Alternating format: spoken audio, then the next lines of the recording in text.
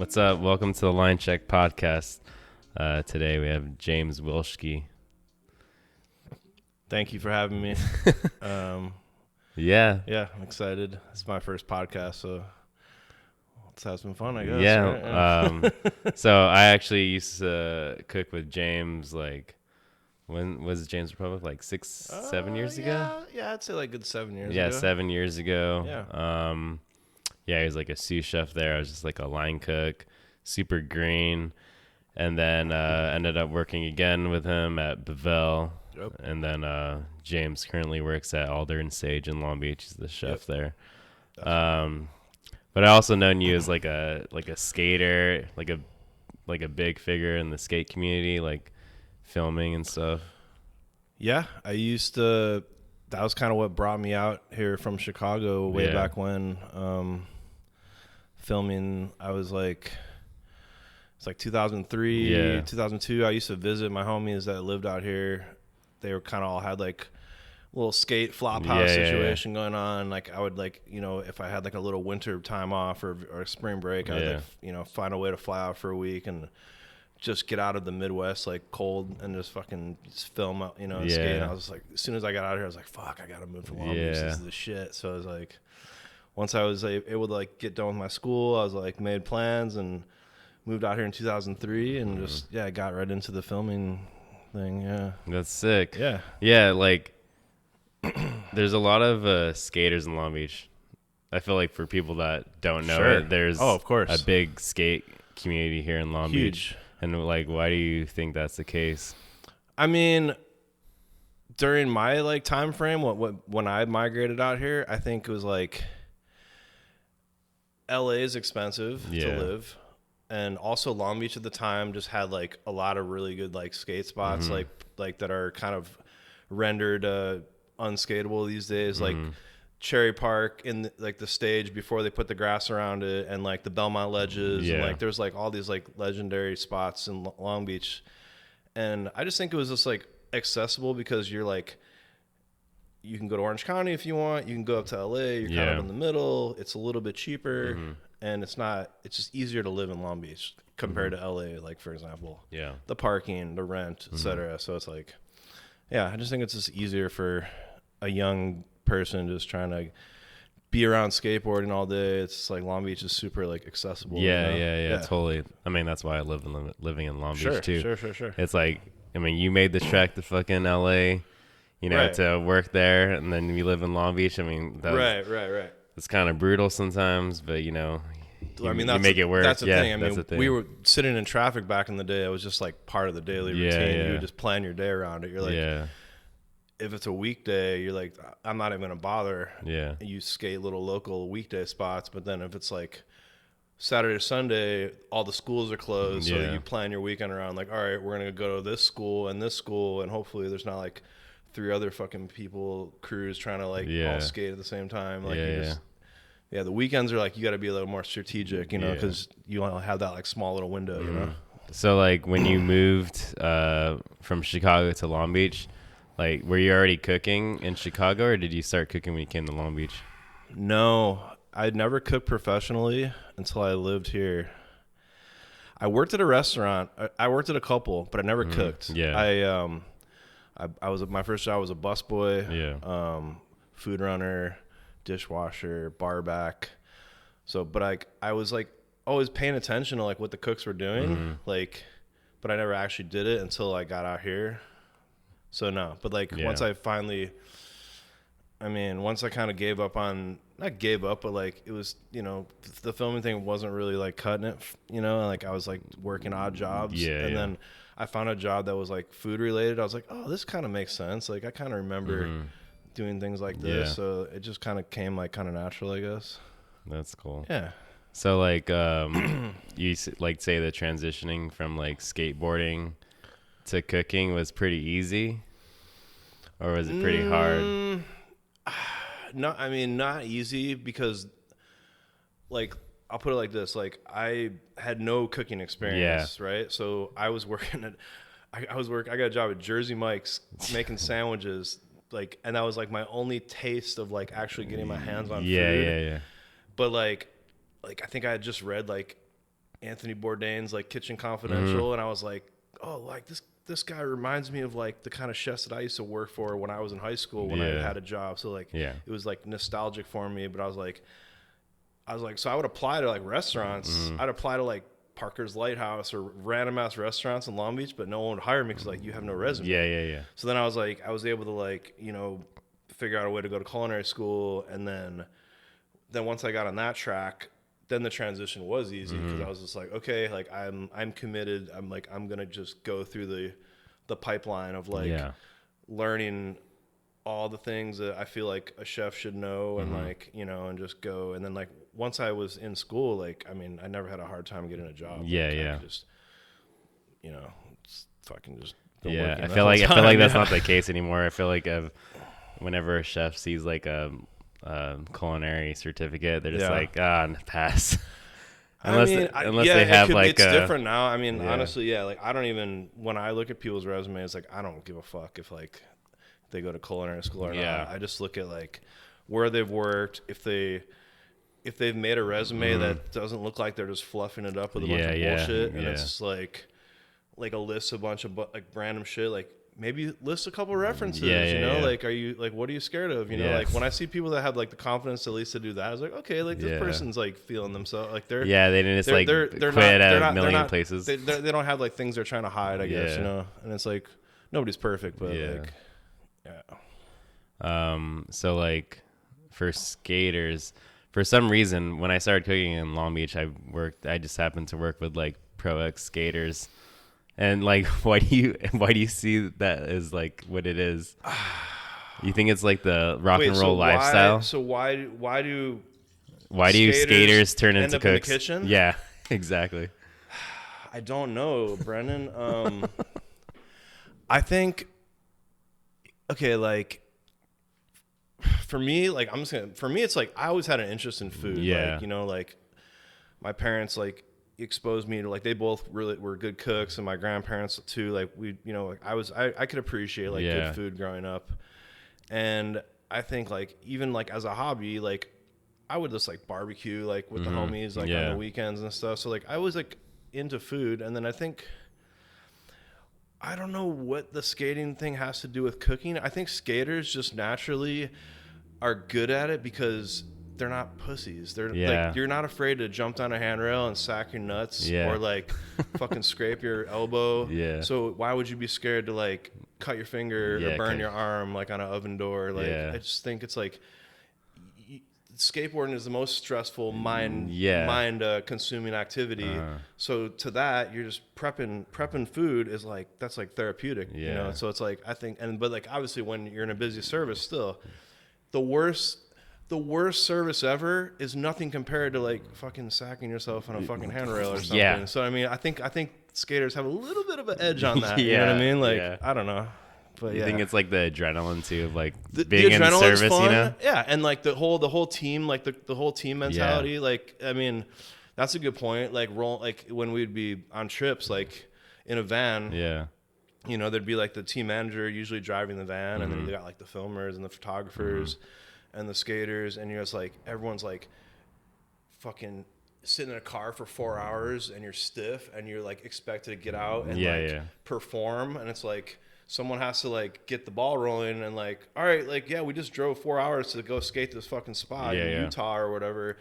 We got the generator, we got the lights, like someone's got to start doing it, and then it's like once one person starts skating, like it kind of like people get a like little fire, like okay, like this guy's skating, like I'm doing it, and so it's like it's just getting like out of that, like that you're just stagnant in the sit in the van closed, like just, and then all of a sudden like, oh shit, now the session's popping off. You know what I mean? So I don't know. I guess that you compare that to like a busy service. Like if you're bored, like you're just chopping fucking chives or shallots, Brunoise and shallots, and it's like, oh shit, I see some tickets coming in. Like oh shit, like, and it's like, you know it's coming. Everyone's looking around. They're like, you like no one, like it's like, oh shit, like it's about to get hit, and then all of a sudden it's like, fucking fire all this shit, and it's just like, oh fuck, let's like go, you know what I mean? Clang, like you know it's coming, but it's just like getting kind of everybody like hyped up to do that, you know?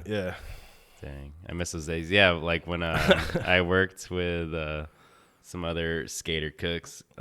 Sure. You know, the chef lifestyle, cook lifestyle is, I would say it's very similar to, I agree. Party life of a skater. It's weird hours. Yeah.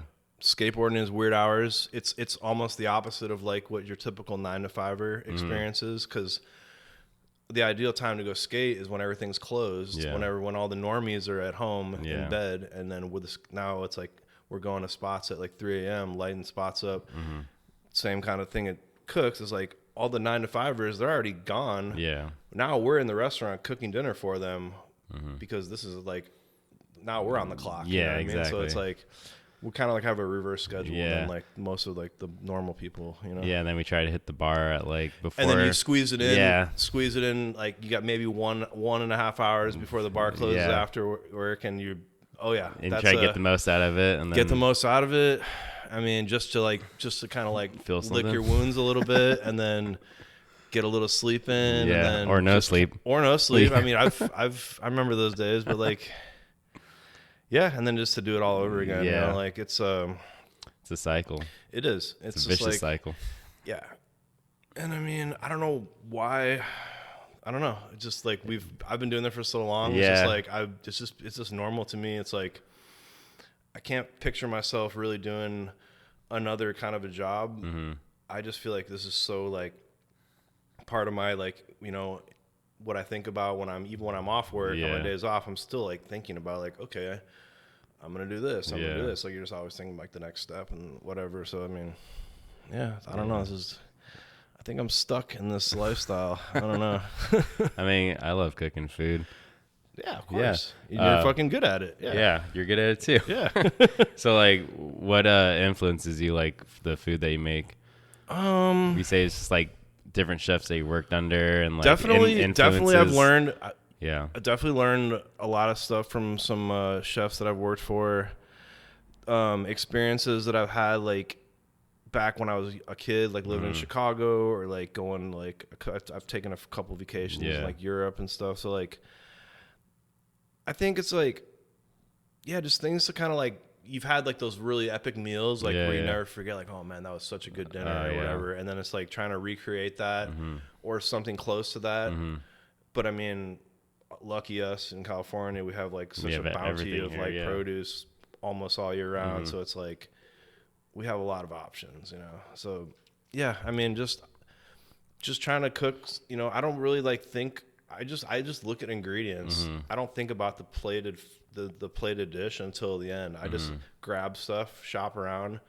I like this, and then finally like some things start working together, and then it's just like, okay, I'm gonna use this component with this component. It's like, oh, this actually is starting to look like a dish a little bit right now. So I try not to overthink it. I just start with the ingredients. It's like the same way when I shop at the grocery store. Like I don't like, oh, I'm gonna make this dish. No, I just put shit in my cart and just walk around the grocery store. You know what I mean? Like I don't think about it. Shop too. Exactly. Yeah. I always like go there and like, oh, what are you gonna make for dinner? I was like, I don't know yet. Whatever's in the fridge. I was just gonna grab shit. Exactly. Yeah. I was talking to somebody earlier about. I've noticed that a bunch of chefs, there's not a lot of good establishments to learn here in Long Beach, at least back when we're starting to learn. Sure. And I feel like in order to grow our knowledge, we need to like drive to LA to learn more. And you've done that, and I've done that, and I've seen yes the people that went to LA to learn are now starting to come back to Long Beach and like express themselves and like what they learn and like their professionalism. And I feel like you're kind of doing that right now. I could, that I would say so. There was a time in my career where I was like, wasn't sure where to, like, I worked in Long Beach at James Republic, which is like, that was like, at the time, it was like a pretty legit spot. And then I had a couple of situations up in LA, and the commuting always sucked, but like, I always took it as like, you know what, this is a learning situation for me. I can, I'm in the lab, I'm taking advantage of my time. I can practice. I can teach myself if I have to.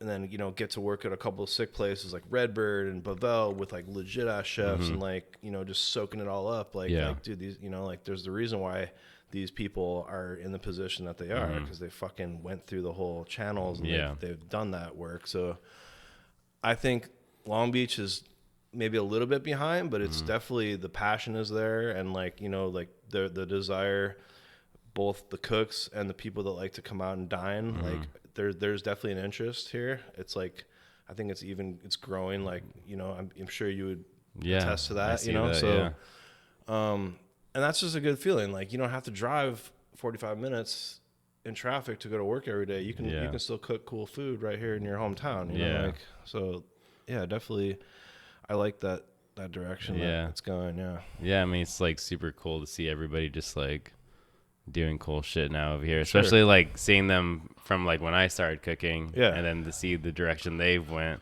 you know, it's like it's just like cool to see everybody bring it back home. Absolutely.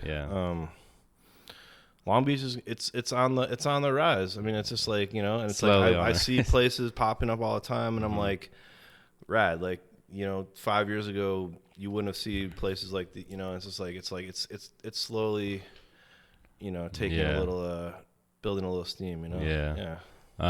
So like, do you go to like the skate bars here? I mean, I got a fucking Red Room Power Hour tattoo for your listeners that don't know what that means. I feel like we're old now. The Red Room back in the day, they called it Midnight Madness, but the real bartenders called it Power Hour. And that meant from midnight to $1 well drinks.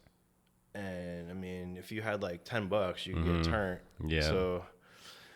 So, and that was Red Room for me, was like the original skate bar. That was the OG one. Now it's Blake Baby used G's. to manage that with a couple of like, you know, bartenders, and he was able to go open up his own bar, the Good Bar, to keep that whole like spirit alive. And now it's like Black Bar opened up a second location. I wouldn't say V Room is a skate bar, but it's kind of like inherited like a lot of the same vibes that the Red Room had when it was in its prime. So it's like, like I love a good like a skate bar where like just skate videos on the TV screen, boards on the wall, like it's fucking video premieres, that shit is fucking lit. Like I mean, I love a good skate bar. And I feel like you can't really find that in very many cities. I don't think it catches on as much, but Long Beach people love it. It's because it's like, this is skaters flock from literally all over the world to be in Long Beach, because it is kind of like, it's a hub. It's a hub, you know, and maybe, I don't know when it became so centralized, but it's apparent now. It totally is, you know. And I feel like we need more skate parks here. Yeah, At least I think we need just better ones, better skate spots. Yeah. Stop destroying perfect benches, like, you know. But I don't know. I mean, there's the parks that they build. I mean, they don't make sense sometimes. They're small. They're in a budget constraint, and like I said, people are gonna skate what they want to skate. You know? But it's like, for the older guys like me, it's like, I appreciate like a mellow skate park that has like super mellow little pyramid bumps and like, you know, nothing like ledges that are like less than a foot high. Like, I mean, we're trying not to get hurt, you know what I mean? Yeah, exactly. If you want to get hurt, the streets are out there. Go help yourself. You can fucking throw yourself down a fucking like ditch. Like, go ahead. Like, but I mean, it's, you know, but I think there's a good amount of parks. You know, we're also blessed with, we don't get a whole lot of rain, so it's like, and all the, except for the last 3 months. I can attest to this, because all the skate parks I grew up skating in the Midwest were indoor, and they were wood, and like you had to share them with like BMXers and rollerbladers, and it was just like, you know, it was just like, depending on how much they like maintained it. But I mean, like most of the parts out here, like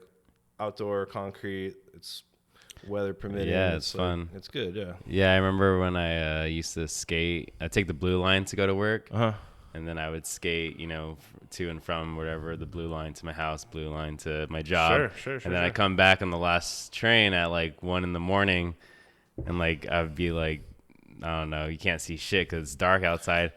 And I just started my job, and I tried to ollie a gap, and I just like completely missed it. Skating in the dark, and then freaking like skating in the dark, bruised my freaking the back of my ankle. Oof. And then the place I was working at had like it was all stairs. Oh, and I was like, oh, fun. Sick, dude. I'm like, I can't call out this job. I just started. Every I'm step, like, you're get just fired. Like, yeah, with some stupid ass Crocs. Sure. Good times. Yeah, exactly. So, what's your like favorite dish right now at where you're working at? That's a good question. Let's see. We have so many different menus going on right now. So it's like, I'm like, are we talking brunch? Are we talking breakfast? Let's say dinner. Because we have too many brunch spots in Long Beach. You know, it gets oversaturated. I know. It's like I want to hear something interesting. Let's see. We do Hawaiian kampachi is coming in really good right now. I have the kampachi too. I do a crudo with that with like coconut milk and kaffir lime and ginger and fish sauce and like habanero, like kind of like a Thai kind of spicy coconut broth, cilantro, like sesame, some bee pollen, gooseberries, because like I think gooseberries are super underrated. Like they look like a blueberry, but it has such a tartness and like a bite to them, like, and like it's super versatile. So like I really like the crudo that we're running right now. The kampachi is like super good. I've been ordering it too. Rad. Yeah, I like that one. Let's see what else. We do like there's a good demand for vegan food, and like this is like I'm kind of like was like apprehensive. It sounds blasphemous, but like this is Long Beach. People don't give a shit. So I'm like, all right, people want vegan food, and it's like I'm not gonna go the route of like the fake meat. Like the Impossible burger. Never. So it's like I'd rather just cook real vegetables. Yeah. Right? So it's like I made like a gumbo with like okra and like sweet potatoes and chickpeas, and instead of a roux, it's like black bean puree. So it's like I took all the components that are in like a traditional gumbo, but like it's just like a straight up vegetable soup, you know, Cajun spice, and it's just like I'm like, even though I'm not a vegan, like I would eat that. Just it's like straightforward. Yeah, so it's like, you know, and it's made well. Exactly. Yeah, and it's not fake meat. Yeah. It's just real. It's just vegetables. Like I got no problem with being a vegan. Just eat real vegetables. Yeah, don't eat some fucking shit that has like 75 ingredients where you don't know what the fuck it is. You know what I mean? Like and there's actually like way more sodium in those products than eating actual vegetables. Yeah. So I mean, I'm all about that too. Oh yeah. I just feel like vegan food should definitally be just keep it real. Made just with eat real vegetables. Yeah, nothing wrong with it. Instead of these like fake chicken nuggets. Bro. It always like confuses me when vegans want to eat like a knockoff of like chicken. They want to eat junk. They want to eat junk food, but they don't want the guilt of it's like an animal. But like they want to eat like, but it's like having grilled cheese and fries and like just like the grossest shit. Yeah. But there's no. Well, the fucked up part is what it tastes like chicken, but you don't want to eat chicken. Well, no, but you want to know what the real fucked up part is? Yeah. Is to grow vegetables in a farm, there's going to be casualties. Yep.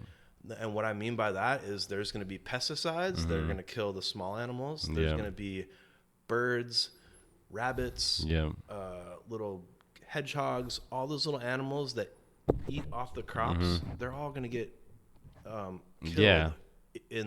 Because the farmer wants to make money. Yeah. So you may be thinking you're doing a good thing, but animals are dying to grow vegetables. Yeah. That is the fucking fact. Yeah. So it's all good. It's a circle of life, you know what I mean? Search your own, but you're not eliminating animal casualties by eating vegetables, because as a fact, animals get murdered to protect our vegetables. Yes. You know what I mean? So just throwing that out there in case anyone ever wanted to think they're the most righteous. You're not, motherfuckers. So, there's I feel like there's a loophole to everything, no matter what. Of course, yeah.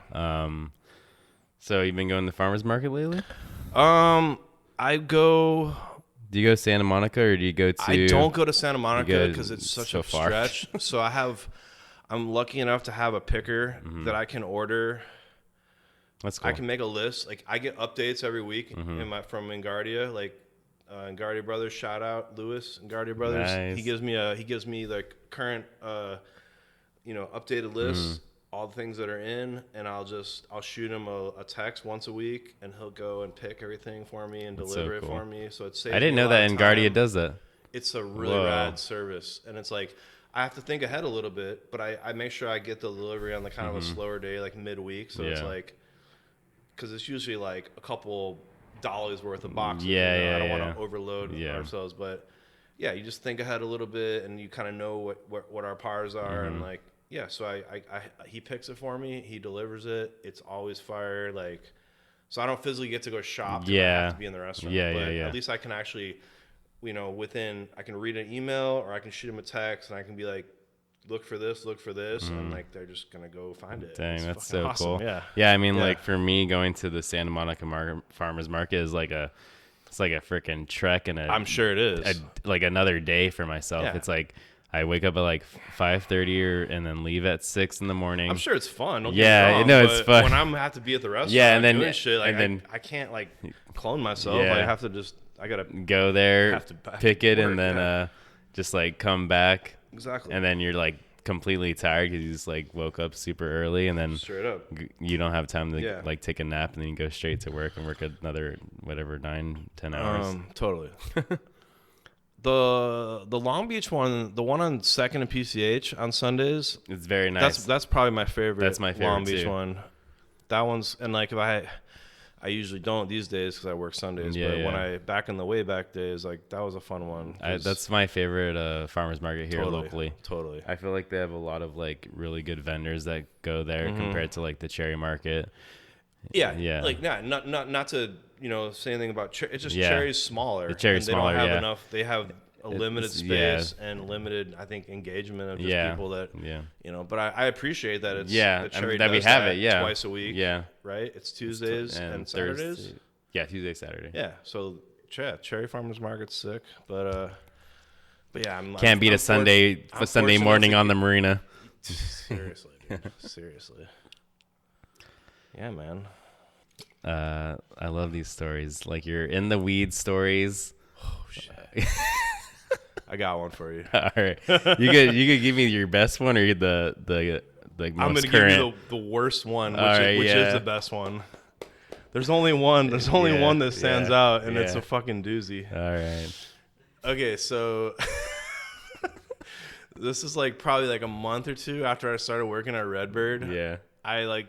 Can you tell everybody what Redbird is? Like a restaurant? Okay, so Redbird is in downtown LA in Little Tokyo District. It's a repurposed cathedral. It's called the Viviana Cathedral. It was like a Catholic church back in the day, but it's been completely repurposed into like a event space and a restaurant. Neil Frazier and his wife Amy run it. Neil Frazier has been like a OG chef in the LA scene for years. He used to have a restaurant called Grace back in the day. He was on like Iron Chef, I believe. But anyways, so Redbird, that is a machine. I mean, anyways, so it's just like getting a line cook job there is like intimidating. Yeah. Like one of my fellow line cooks there was like, if you don't feel like, and I'm saying this in his southern accent, because like if you don't feel like you're about to get fired every day, you ain't trying hard enough. Because there's that level of anxiety that you're going through, like as you're counting down the moments to service and you're trying to set up your station. You're like the sous chef for the CDC. They're gonna check your station, and it's like if there's one thing off, like if your fucking chives look like shit, or if like this looks like shit, you're gonna get fucking roasted. It's like hella anxiety. Yeah. So. Anyways, back to my weed story. So giving me some PTSD right now. So like, it was right when I started working the grill. Like I was like cooking. We have a wood grill there, and we do a lot of parties. Like, so before service, you might have to cook like some pork chops or some rack of lambs or some whatever, some porterhouses. So, and before service, there's like it was pretty organized. Okay, we have parties that we have to cook for in addition to just normal service. Yeah. But once in a while, there's going to be a party that's coming off the line because of space issues. So it's possible if they don't ring it in, or if there's the communication, if there's a little bit of a slip up, it's possible to miss a party that's coming off the line. Yeah. And that party might be like 4 pork chops and like 4 racks of lamb, enough to fucking put you behind, you know? So that's exactly what happened this night. It was like a Tuesday night. It was a relatively chill night. And like, I thought I was keeping up. I was grilling. It's like my first month working the grill. I'm like, shit's coming out good. And then, fucking all of a sudden, like, our CDC takes over on Expo and he's like, fire the party. And then which party? And like me and my station partner are looking at the tickets. We're like, I don't have that ticket. Like, what party is he talking about? The party off the fucking line. I was like, we're like, because we're scared. We're like, oh, fuck. Like, because the grill is like, that's the longest fire time. So it's like, so we're like, what party? Like, what is it? And like, we're trying to like, we don't want to we don't want to like let them know that we don't know what the fuck's going on. So we're like, and it's like fucking 4 pork chops and 4 racks of lamb. And it's like something that takes a fucking while. So I'm just like, I start panicking. I just fucking start opening up pork chops, opening up lamb racks, just throwing them on the fucking grill. And it's like, I'm like freaking out, like panic fucking firing. Like, I'm just going like a wood fire grill, all that fat occasionally catches on fire. So you have to like, when that happens, you got to like rearrange, And then like our CDC at the time, God bless his soul, I love him, but he was digging into us. He's like, how long on the fucking party? Like, I'm looking to the guy that's like cooking fish and pasta. They're like, and like my station partner's like, where's the lamb rack? It's like, it's still in the fucking bag. Like, oh shit, like we're fucked. Damn. We're fucked. So like it was so bad. And then I'm just like panic firing. I'm just throwing shit on the grill. Like, I don't even know. I was fucking lost, dude. And like, I'm like listening to the fucking fish guy and the pasta guy talking shit. Like, I've had to refire this fish 3 times because you're fucking ass. Like, and like, it was like the worst, like the time I really felt like, okay, I'm gonna get fucking fired tonight. Like I have shit the bed so fucking hard. Tonight is like, I'm fucking done. Like, and I'm just like, so we get through it, right? Yeah. And it was horrible, but like we get through it. And then the end of the night, I got like 4 pork chops and like 2 racks of lamb that I just wasted just sitting there. And then and my CDC fucking Jason, I love you, Jason, by the way. Instead of talking shit to me, he comes over. He's like, how was your night, James? I'm like, it was kind of rough. He's like, you got a lot of meat there. I'm like, yeah. He's like, you gonna make us some fucking tacos or what? I was like, you fucking asshole. Like, instead of like, but I love that because he like cracked it. He knew how I felt. Like, I just got my fucking shit pushed in, and like I may or may not have like cried in my car when I fucking got off work. I apologized to the cooks. I was like, hey guys, I fucked up tonight. I'm so sorry. But then like, brand new day. The next day I came back. I was like, fuck, redemption. That shit's never going to happen again. Never. Yeah. So it's good to get in the weeds. Everyone should have, it hurts. It's a learning lesson. It makes you a better person. Yeah, totally. Oh, man. You gave me some PTSD there. Totally. Dude, you saw me at Bavel getting my fucking ass whipped. We've all been there, homie. Yeah, we've all been there, dude. And oh, man. It helps. It helps you. It makes you better, And it's like, you don't know where it's coming from. And it's like, just knowing how to navigate through those rough times, and just like, it's only gonna be like, that's the thing, like time, it like freezes up when you're like in service, and it's like the worst part of the service. You're like, God damn it. Like, but then all of a sudden it's like, oh wow, we close in 15 minutes. Like we're over the hump. Like, oh shit. Like, so like that is like, it's weird. Your concept of time gets like amplified when you're in the shits, but then like when it's chill, it's like, you're not really thinking about it. So that's how it is. Man, makes me want to go cook now. I know. Totally, dude. Well, it was good to have you here. Thanks, Brandon. Fucking cheers, dude. Thank you, man. Thanks for having me.